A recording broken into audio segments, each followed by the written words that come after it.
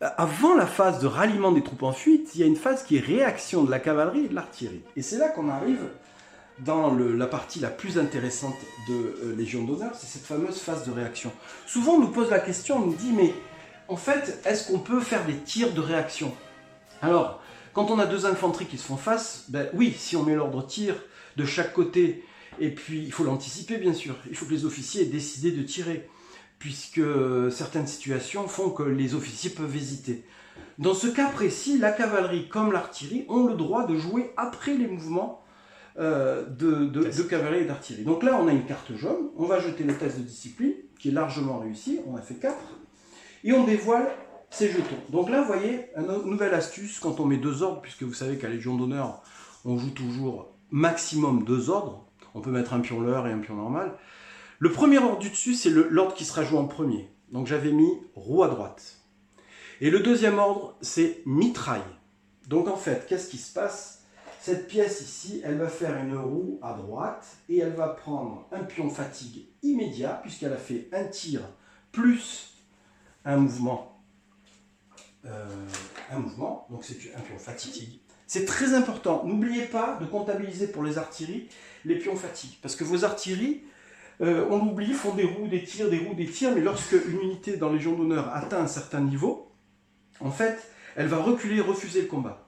Bon, là, on est très loin du niveau d'instruction de ces artilleurs, et le tir est réalisé. Le test de discipline est réussi, et vous voyez quand les ennemis rentrent dans la zone, s'il était dans 6 pas, dans les 6 pas, on aurait eu un -1. On a ici, dans la ligne pure, un adversaire, un ami, mais on a dit que les officiers comptent comme étant des fantômes. Si ça avait été une unité, ben alors là, on n'aurait pas pu faire le tir. Et notre ami anglais va tirer avec sa pièce de 6 sur le flanc. Là, il n'y a pas photo. Non. Le flanc? Bah oui, c'est le flanc. Ouais, bah oui, c'est le flanc, mais Le j'ai flanc, pas envie que tu l'arrière. tires. J'ai pas envie que tu tires. Ah oui, non, mais je vais tirer quand même, puisque tu n'as pas le choix, mon gars. Malheureusement. Et voilà. Donc là, qu'est-ce qu'on fait? On prend une pièce de 6. Donc, comment on fait pour une pièce de 6? On prend 6 dés, plus 1, c'est ce qui est écrit dans la règle, par canon. Et sur du 5-6, on tue obligatoirement l'adversaire. Donc là, on est d'accord qu'on est sur le flanc et même dans l'arrière. Donc on tire. S'il avait été ici, c'est un flanc pur. S'il avait été ici, c'est un tir par l'arrière. Donc là, on tire vraiment dans le flanc de l'unité. Il n'y a pas de problème. On effectue ce tir. Donc là, on fait 2 pertes. Je m'en tire pas trop mal. Il s'en tire pas trop mal. C'est un tir qui est fait par de la mitraille. Cette unité, je réfléchis à haute voix pour être sûr que cette unité n'a pas eu de test de psychologie dans le tour. Il n'y a eu aucun test de psychologie pour cette unité. Le tir est dans le flanc, ou en tout cas par l'arrière, donc l'unité fait un test de psychologie. Psychologie de l'unité, on doit être à 8, 10. Donc cette unité va fuir. Donc, on met 2 dés à l'arrière pour pouvoir symboliser la fuite.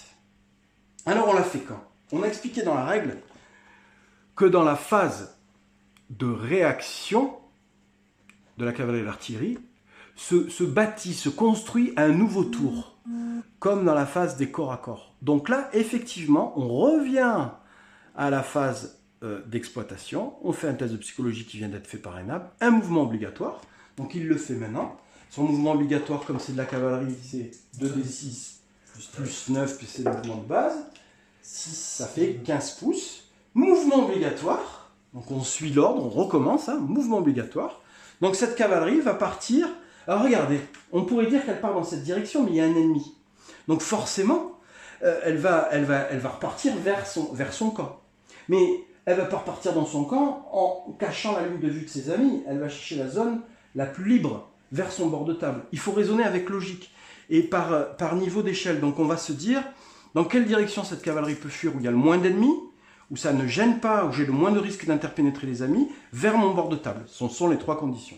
Donc en fait, c'est eu ça, on fait une très belle charge, m'auront été remis à leur place, on va dire, par cette artillerie, parce que le joueur anglais avait anticipé toute cette démarche.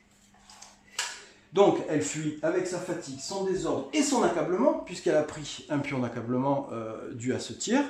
Et ici, bien sûr, notre ami anglais met un marqueur munitions. Moi, je mets des petits cotons de fumée pour pouvoir symboliser le fait qu'un boulet a été tiré. Mais regardez ce qui s'est passé. En fait, il y a eu un premier désordre qui a été dû au combat. Et là, il y a un désordre qui est dû à une fuite. Lisez bien le chapitre désordre et vous verrez que les conditions d'attribution des désordres, eh ben là, on en a un deuxième. Donc cette unité, elle a un deuxième pion désordre. C'est compliqué. C'est pour ça qu'on conseille aux joueurs de Légion d'honneur de jouer sans la phase de réaction au début. Faites 5-6 parties sans la phase de réaction. Mettez-vous le système de jeu en place, qui est très simple. Hein.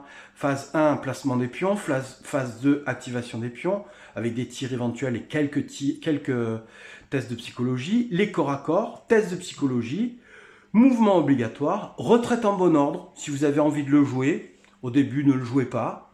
Apprenez à maîtriser le reste. Phase de réaction, ne le jouez pas au début, attendez un petit peu. Vous avez le temps pour prendre votre pied. Ralliement des troupes en fuite, vous le jouez. Effectuez les tests pour les pions d'accablement, vous allez voir que ça c'est clair, on doit le faire et on va vous le montrer tout de suite.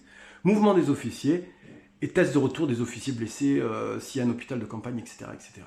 Donc, là vous voyez, on a pu aborder différents points très importants.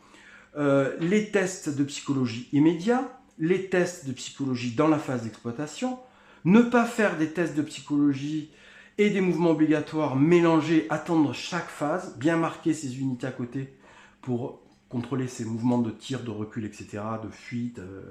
Les fuites aussi. Comment on fuit? Parce que si on applique la règle stricto sensu, on aurait pu avoir, sans lire la profondeur de la règle, et pardon si c'est maladroit de notre part, mais on aurait pu traverser cette unité ici, ce qui aurait été impossible. Hein. Il y aurait eu, Donc en fait, l'idée, c'est qu'il y a 3 points qu'il faut prendre en compte pour la fuite. C'est expliqué dans la règle. Et là, on vient de vous l'appliquer par cet exemple, qui j'espère pour vous est relevant, quoi, et illustre bien le point. Les désordres aussi, lisez bien les désordres, et prenez votre temps. Ne cherchez pas à faire de grandes batailles au début, parce que Légion d'honneur est un jeu avec lequel on peut jouer très simplement, se régaler, et petit à petit, on découvre que Légion d'honneur n'est pas qu'un jeu uniquement où on va chercher à tuer des bonhommes et à faire un tas de bonhommes qui tombent après des gros corps à corps qu'on veut décisifs, nous, dans la règle, pour pouvoir trancher à un moment donné et puis symboliser la fin des combats. Mais on se rend compte que Légion d'honneur, quand on joue toutes les phases de jeu correctement après un certain niveau de jeu, nous montre beaucoup plus de subtilité.